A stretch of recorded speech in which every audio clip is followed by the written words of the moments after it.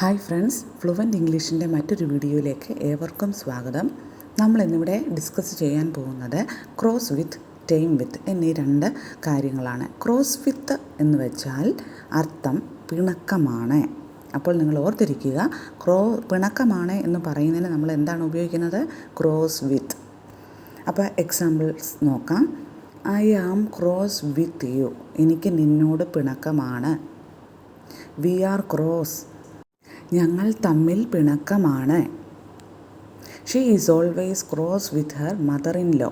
അവളും അമ്മായിയമ്മയും തമ്മിൽ എപ്പോഴും പിണക്കമാണ്. അപ്പോൾ ഈ സെൻറ്റൻസുകളെ പരിചയമായി കാണുമല്ലോ. I am cross with you, we are cross, she is always cross with her mother in law. പിന്നെ മറ്റൊരു കാര്യം കൂടി, ഐ വരുമ്പോൾ ആം, വി വരുമ്പോൾ ആർ, ഷീ വരുമ്പോൾ ഈസ്. അടുത്തത് നമുക്ക് ഇതിൻ്റെ തന്നെ ക്വസ്റ്റ്യൻ ഫോം നോക്കാം. Are you cross with me? You വന്നതുകൊണ്ടാണ് ആറിൽ നമ്മൾ സ്റ്റാർട്ട് ചെയ്തിരിക്കുന്നത്. നിനക്ക് എന്നോട് പിണക്കമാണോ? അടുത്തത് why are you always cross with me? നീ എന്തുകൊണ്ടാണ് എപ്പോഴും എന്നോട് പിണങ്ങുന്നത്? അടുത്തത് നമ്മൾ പറയാൻ പോകുന്നത് ടൈം വിത്ത്. ടൈം വിത്ത് എന്ന് വെച്ചാൽ ഇണക്കമാണ് എന്ന അർത്ഥത്തിലാണ് നമ്മൾ ഉപയോഗിക്കുന്നത്. I daren't milk the cow, it isn't time with me. ഇതൊരു നെഗറ്റീവ് ഫോമാണ്. എനിക്ക് ആ പശുവിനെ കറക്കാൻ ധൈര്യമില്ല. അത് എന്നോടത്ര ഇണക്കത്തിലല്ല. അത്ര എന്നുള്ളതാണ് അവിടെ വരുന്നത്. അത്ര ഇണക്കത്തിലല്ല എന്ന് വായിക്കണം. സ്പെല്ലിംഗ് മിസ്റ്റേക്കാണ്, ക്ഷമിക്കുക.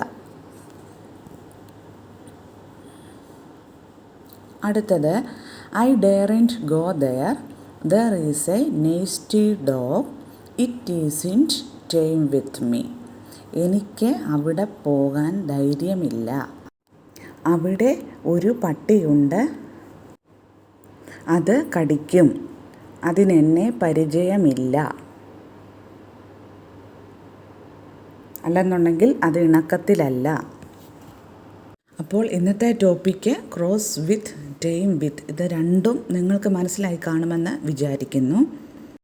മറ്റൊരു കാര്യം കൂടി പറയട്ടെ. ഞാനൊരു രണ്ടാമത്തെ യൂട്യൂബ് ചാനൽ സ്റ്റാർട്ട് ചെയ്തിട്ടുണ്ട്. മാസ്റ്റർ CBSE എന്നാണ് ചാനലിൻ്റെ പേര്.